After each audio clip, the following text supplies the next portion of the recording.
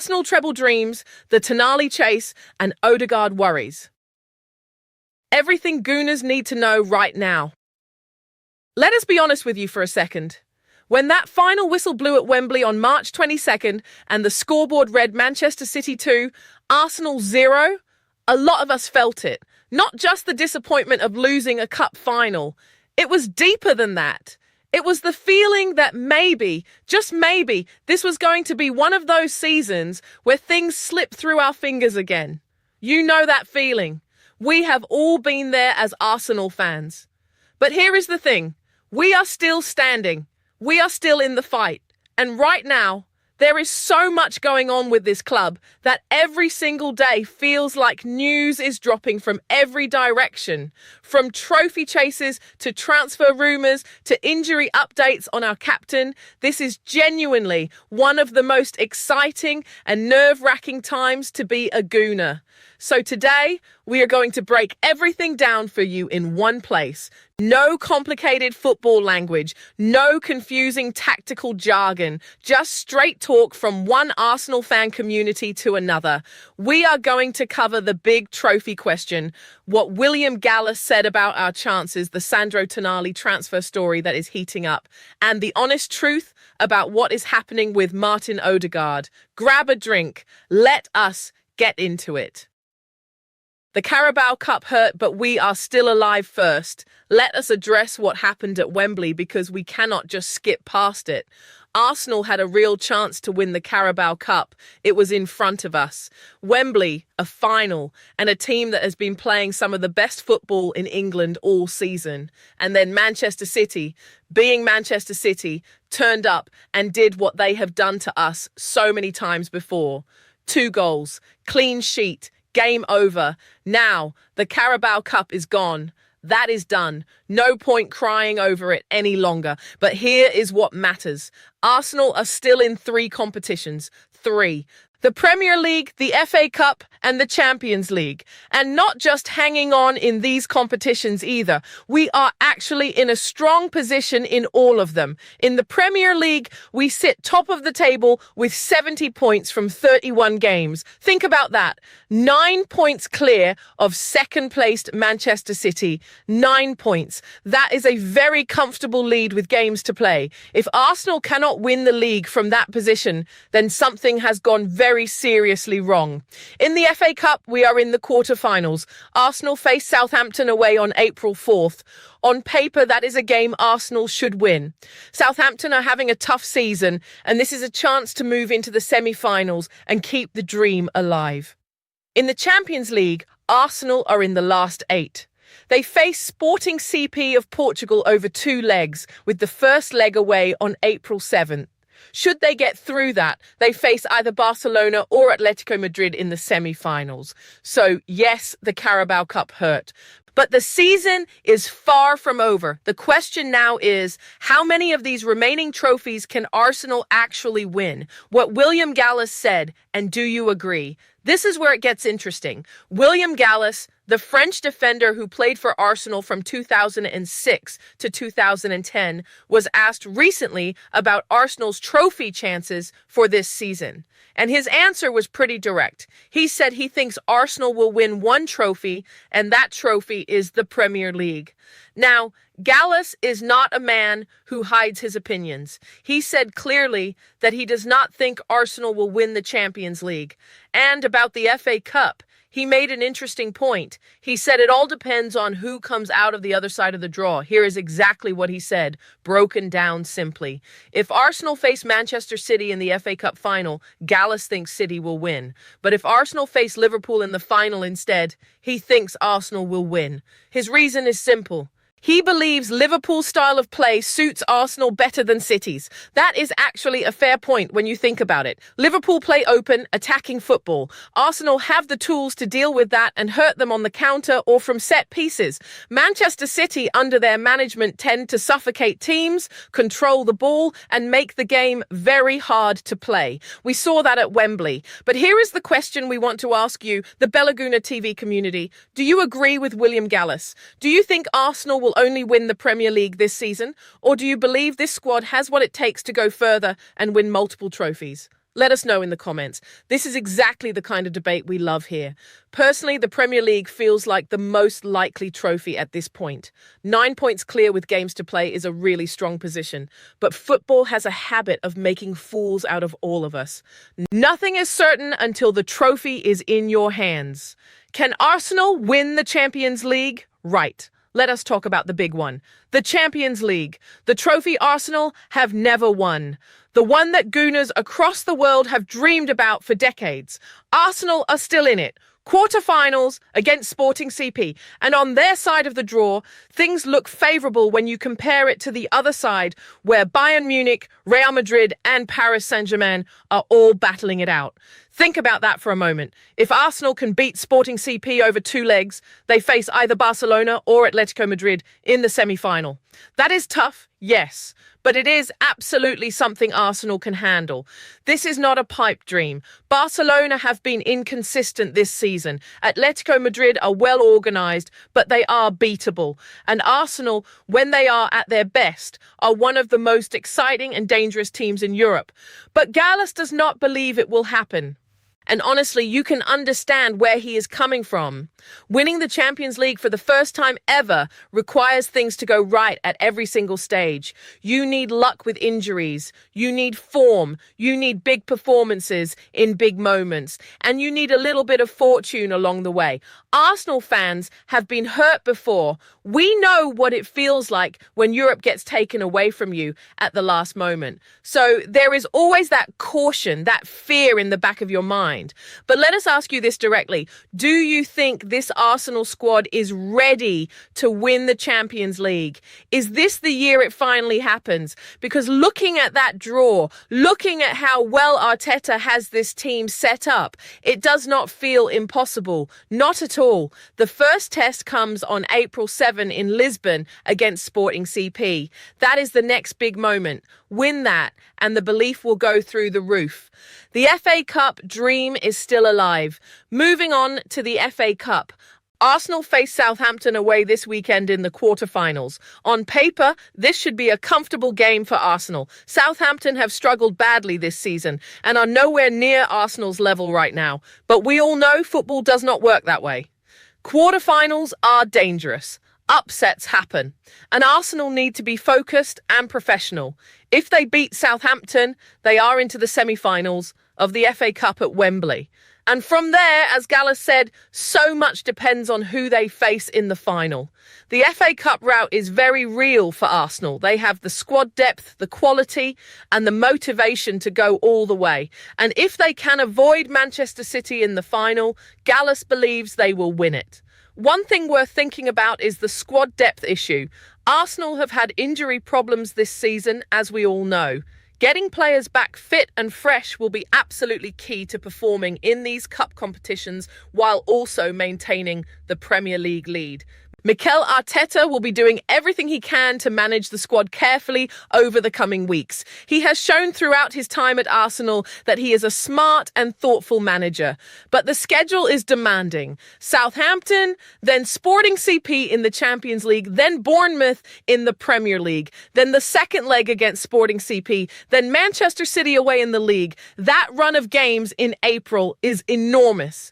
How Arsenal handle that run will tell us so much about where this season is heading. Are you confident Arsenal can handle that schedule? Are there players you are worried about in terms of fitness or form? Again, let us know your thoughts. This is your community and we want to hear from you. The Sandro Tonali story is getting very interesting. Now let us switch to transfer news because this is a story that has been building for a while and has just had a very significant update. Sandro Tonali. If you have been following Arsenal closely, you will have heard his name a lot in recent months. The Newcastle United midfielder has been linked with Arsenal, Manchester United and Manchester City. And this week, Real Madrid entered the picture. So who is Sandro Tonali and why is everyone talking about him? He is 25 years old, Italian, and plays as a central midfielder. He is the kind of player who does everything in midfield. He wins the ball, he moves it quickly, he works incredibly hard, and he has the quality to play at the highest level. Before joining Newcastle, he played for AC Milan and was considered one of the best young midfielders in Europe. His time at Newcastle has been complicated. He served a suspension early in his career there after admitting to illegal betting while he was at AC Milan. But he came back from that and has shown real quality when he has played. The problem for Newcastle is the season they are having. They sit 12th in the Premier League. They are out of Europe. They are out of the FA Cup. It is not the environment a player of Tonali's quality wants to be in for too long. And that is why the transfer rumours have been so strong. Newcastle do have him under contract until 2029, with an option for another year, so he is not going anywhere cheaply. But the Newcastle chief executive David Hopkinson admitted this week that the club will be open to selling players if the right offer comes in. He used the example of Alexander Isak, who was sold to Liverpool last summer. That tells you everything you need to know. If the price is right, Tonali could leave. Now here is where it gets complicated for Arsenal. Reports from Spanish newspaper Diario AS claim that Real Madrid have now been offered Sandro Tonali. Real Madrid have also reportedly sent a scout to watch him play. But here is the good news for Arsenal fans. The reports also say that Tonali is not at the top of Real Madrid's wish list.